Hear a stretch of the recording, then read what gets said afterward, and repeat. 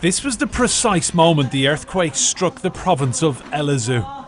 For some residents, all they could do was pray. This drone footage shows the extent of the devastation. Building after building, street after street, flattened by the sheer force of the quake.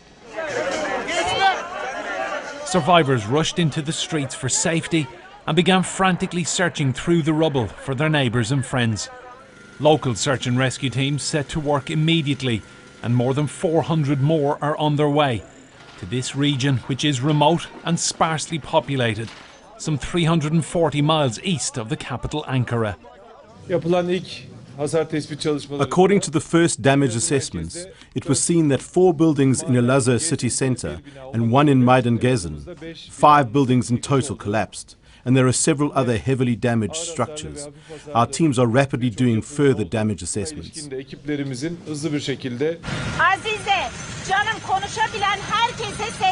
The teams work tirelessly to free people. This rescuer is on the phone talking to a woman buried in the rubble, urging her not to fall asleep. Their painstaking work did bring some success. This elderly resident had been trapped for 17 hours inside what was left of her home. The rescuers got her out. There were more than 200 aftershocks, and tremors were felt as far away as neighbouring Syria, Lebanon and Iran. Turkey is a country that is all too familiar with earthquakes and their aftermath, but nothing could have prepared the people of this province for this.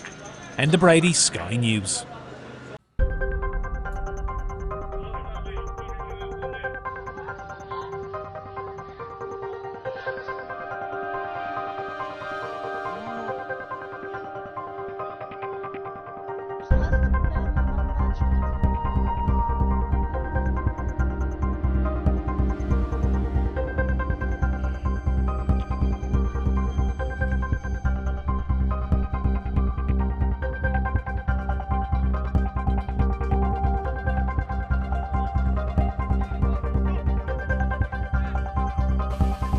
Farmer told The Times.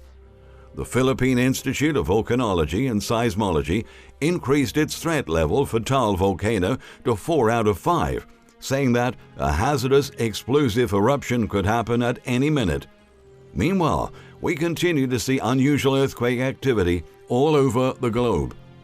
After already experiencing more than 1,000 earthquakes since the beginning of 2020, Puerto Rico was hit by a magnitude 5.9 quake and causing further damage along the island's southern coast, where previous recent quakes have toppled homes and schools. Puerto Rico's Electric Power Authority said outages were reported across much of southern Puerto Rico, and crews were assessing possible damage at power plants.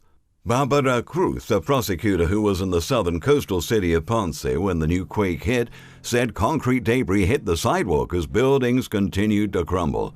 Everyone is out on the street, she said. There were no immediate reports of injuries. The quake, which initially had been calculated at a magnitude 6.0, was the strongest shake yet since a magnitude 6.4 quake, the strongest to hit the island in a century, knocking out power across Puerto Rico and leaving many without water. More than 2,000 people remain in shelters, many fearful of returning to their homes and others unable to because of extensive damage. Hundreds of quakes have shaken the island since the new year, though most were too slight to be felt. For quite a while, I have been warning that our planet is becoming increasingly unstable and that the shaking is only going to get worse. I know that a lot of people didn't believe me at first, and that's okay. After the events of the last few days, perhaps a few more people will start to understand what is going on. There have always been earthquakes and volcanic eruptions, but for most of our lives we've been able to assume that our planet is generally stable. Unfortunately, that is no longer a safe assumption. We have entered a period of time when all of the old assumptions will no longer apply, and everything that can be shaken will be shaken.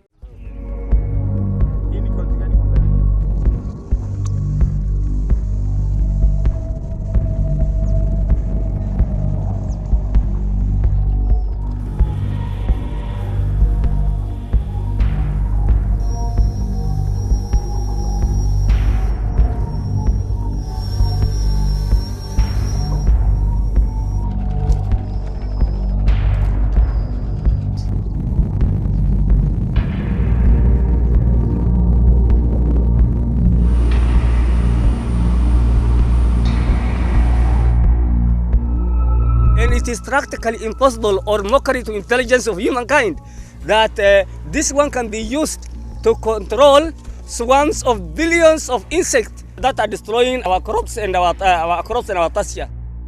We are very confident that we are winning the battle because we have increased the planes and we've been able to get the chemicals that are very effective. We want to assure Kenyans that the government is totally in control now of the situation.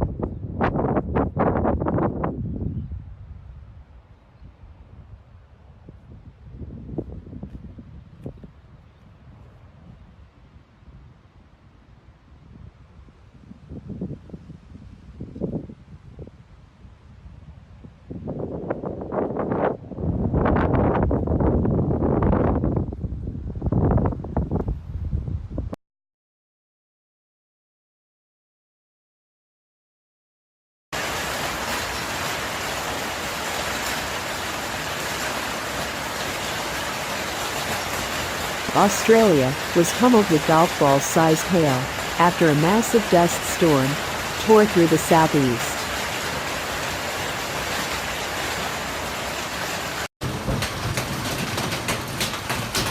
Hailstones, the size of golf balls, rained down on parts of Canberra, Melbourne and Sydney, smashing car windshields, ripping branches from trees, killing wildlife, and creating apocalyptic scenes throughout the region. Look at the size of I think my car is gone.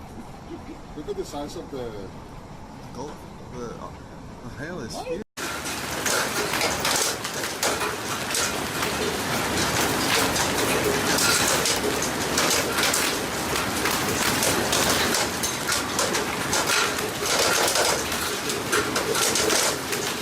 Although the hail and heavy rain wreaked havoc on metropolitan areas, the low-pressure system did provide relief to some regions currently plagued by wildfires.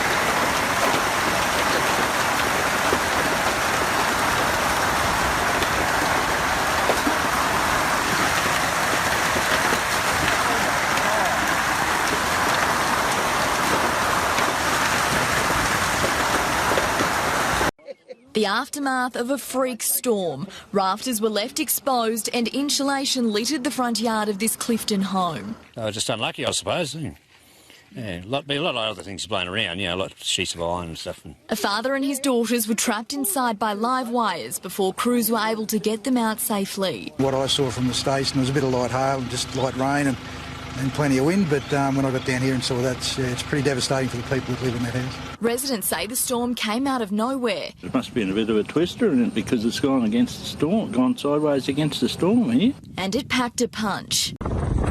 Storm Gloria has sent waves as tall as 15 meters crashing into Spain's Balearic Islands, known for its beach resorts. Floodwater topped with sea foam moved past restaurants and businesses on Wednesday in the small town Tossa de Mar, about 100 kilometers north of Catalonia's capital Barcelona. Strong waves have blurred the delta of the Ebro River south of Barcelona, with fresh water causing damage to the oyster and mussel industries and salt water inundating rice paddies. If we don't get the salt water out of the fields, we will lose 20% of our crops.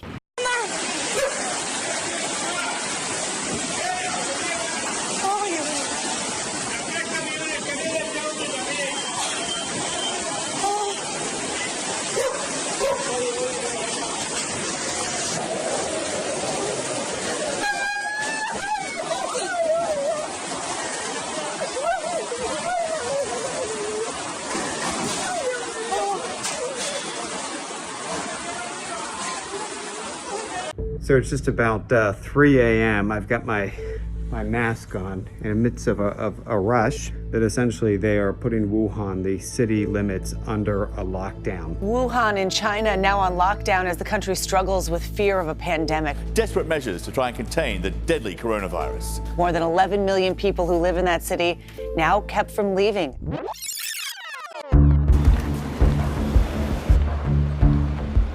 Just stepped aboard a train leaving Beijing. We're headed to Wuhan. That's considered the ground zero, the epicenter, if you will, of this coronavirus, hence the name Wuhan coronavirus. The most alarming thing that's come out of all of this is the fact that according to Chinese health officials, this is confirmed to spread from one person to another, human to human.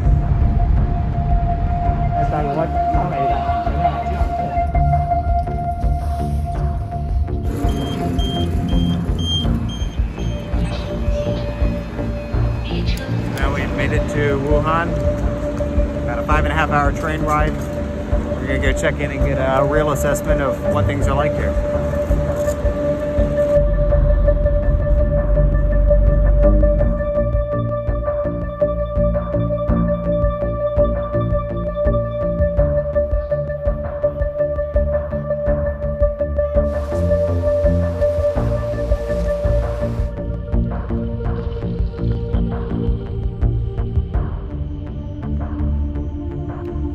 You can see they've closed off the entire market area. No shopping is going on, no business whatsoever. It's just empty. We suggest that if it's not necessary, do not come to Wuhan. And for Wuhan residents, if there is no special requirement, do not leave Wuhan. 我给你们看看现在这医院是什么状态了啊，已经看见了吗？这是医院里边啊，家里有孩子的。 能不出来，千万别出来。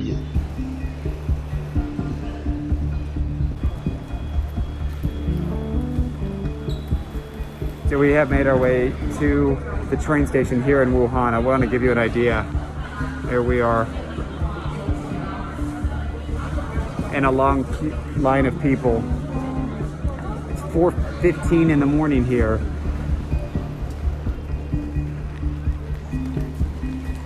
So we've just arrived at the second train station where we're hoping to catch the 7 a.m. train that would take us after 4.5 hours back to Beijing. We've noticed along the way that some people have been lining up, actually trying to get rides by car out of Wuhan. We've made it aboard the train, departing shortly for Beijing. Growing crisis over the coronavirus, the city at the center of the outbreak in China and 2 others going on lockdown as authorities try to stop the spread. Those numbers growing this morning. Now more than 600 people have been infected and at least 17 killed. There is one case, as we've been reporting here in the U.S., and 5 U.S. airports are now screening passengers. In a muddy field outside Wuhan, an army of bulldozers is breaking ground, racing to build a 1,000-bed hospital to treat victims of the coronavirus, aiming to finish it in about a week. Here, the urgency is clear. Inside the quarantine zone, hospitals are low on supplies and struggling to cope. One startling video, which appeared briefly online before Chinese censors removed it, shows a Wuhan hospital hallway. Bodies of the dead lie under sheets next to patients being treated. It was shot by a woman who says she's a nurse. Those living inside the quarantine zone aren't sure what to do, like Isaac Taylor. I'm worried personally because I don't even know if I have the virus, and the hospitals look like they're chaotic and flooded with people, and it seems almost like it would be more dangerous to go into the hospital than to not. Are in Puerto Rico, where there is real anger over the government there withholding emergency aid. Hundreds protested despite the heavy rain at the governor's mansion. They waved flags, banged pots, and even carried a guillotine, although it appeared to be merely symbolic.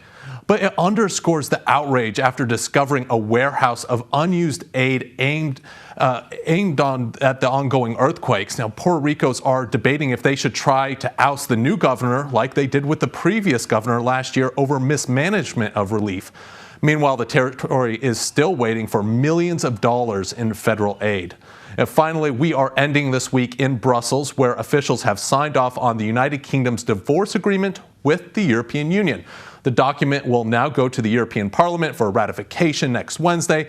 Then on Thursday, diplomats from EU member states will approve the deal in writing. Then finally, on Friday, January 31st, Britain will spend its last day in the EU before leaving at 11 p.m. local time as the clock strikes midnight in Brussels. And Anne-Marie, you and I have covered the twists and turns of whether or not Brexit will happen.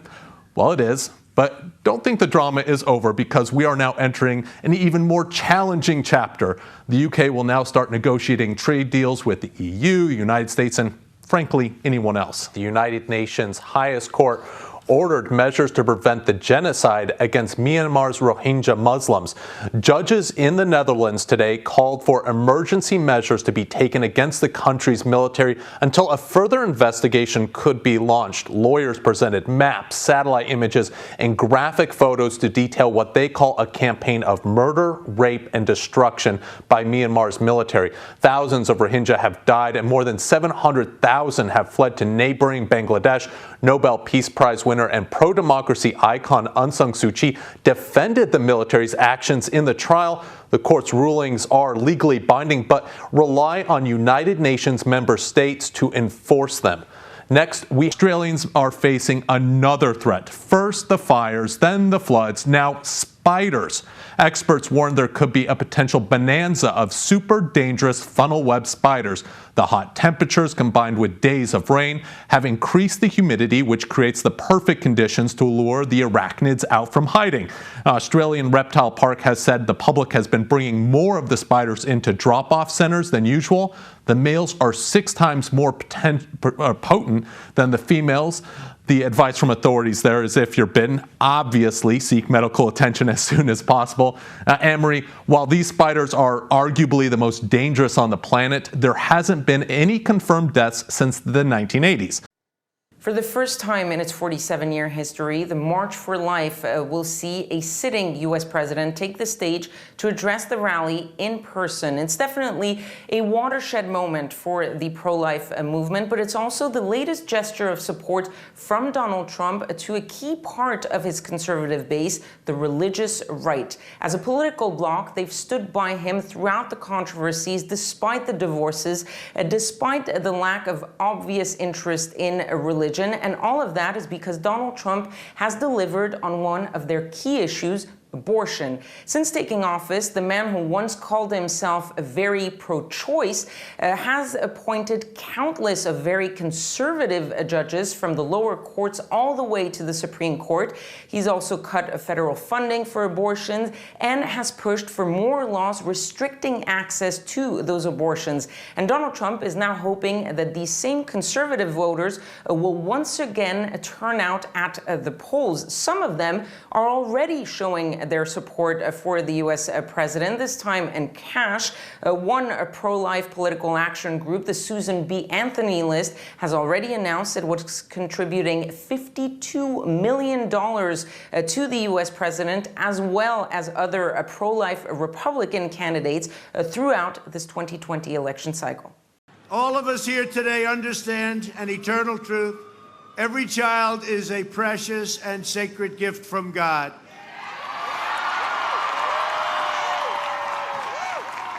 Together, we must protect, cherish, and defend the dignity and the sanctity of every human life. When we see the image of a baby in the womb, we glimpse the majesty of God's creation. When we hold a newborn in our arms, we know the endless love that each child brings to a family. When we watch a child grow, we see the splendor that radiates from each human soul. One life changes the world. From my family, and I can tell you, I send love, and I send great, great love. And from the first day in office, I've taken a historic action to support America's families and to protect the unborn.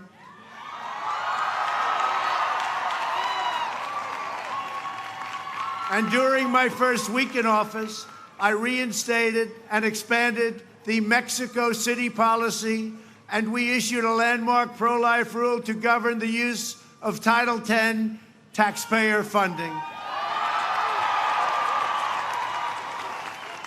I notified Congress that I would veto any legislation that weakens pro-life policies or that encourages the destruction of human life.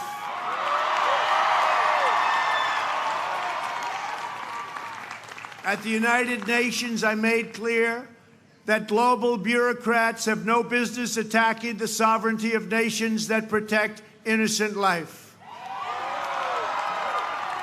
Unborn children have never had a stronger defender in the White House. And as the Bible tells us, each person is wonderfully made.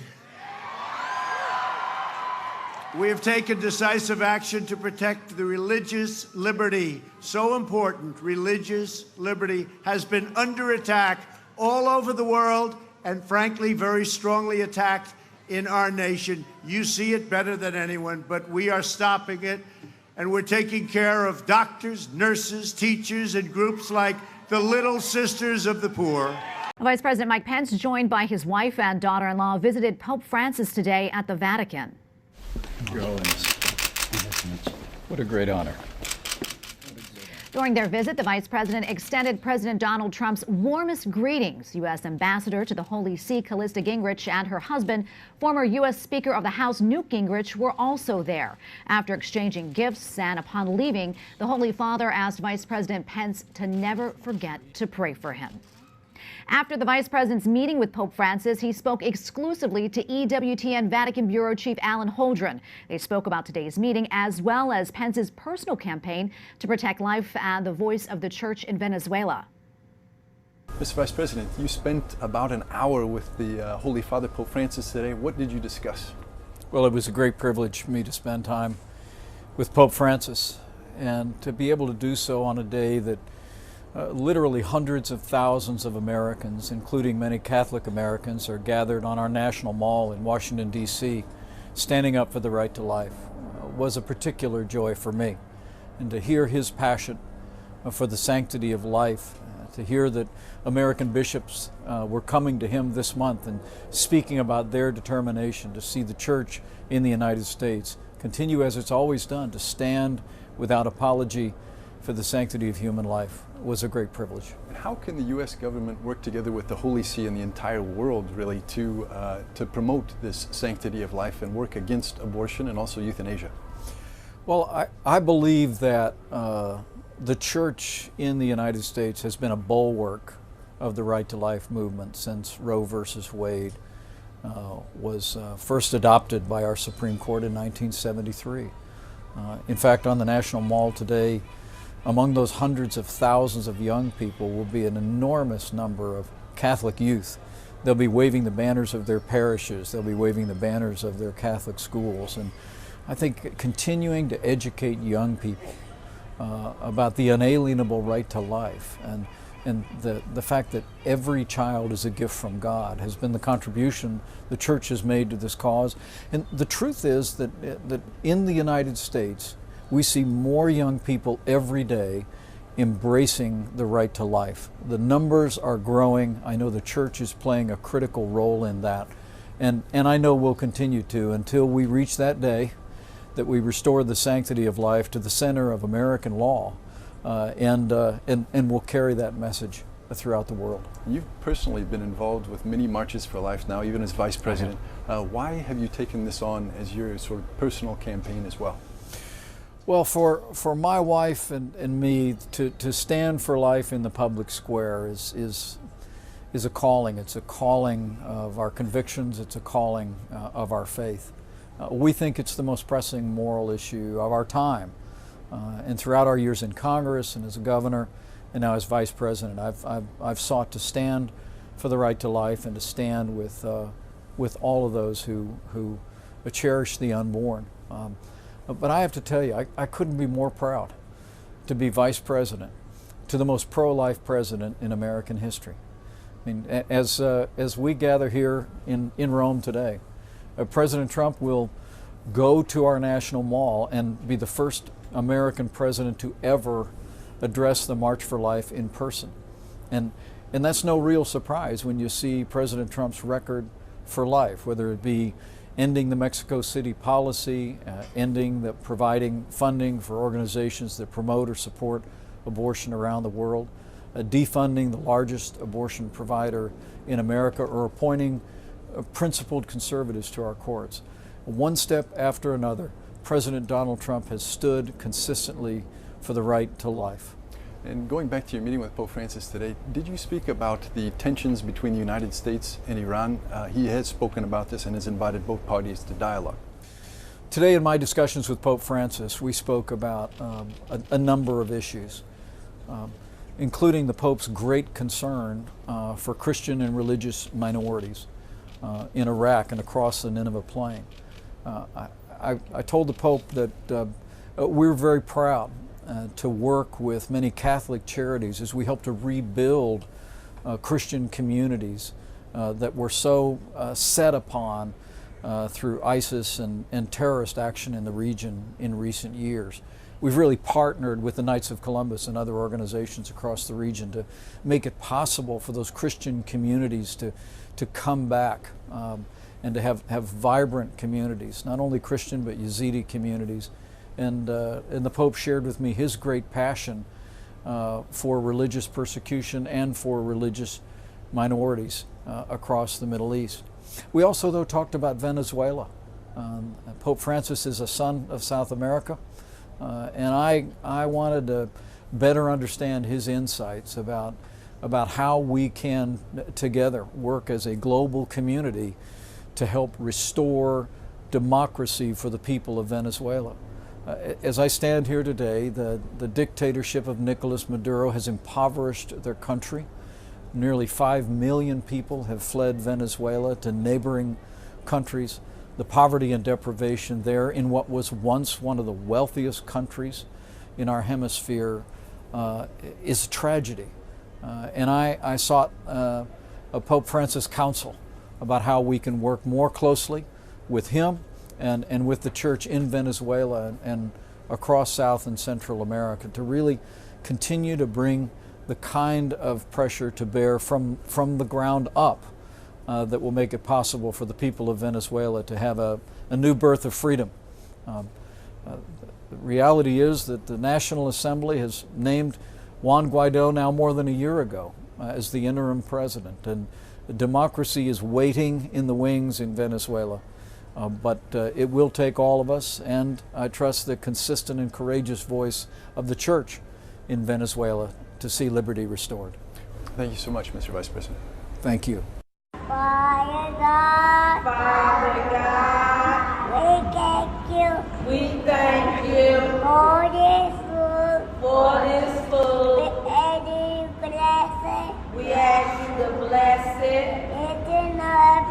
Make it nourishment to our bodies. Bless all the boys and girls. All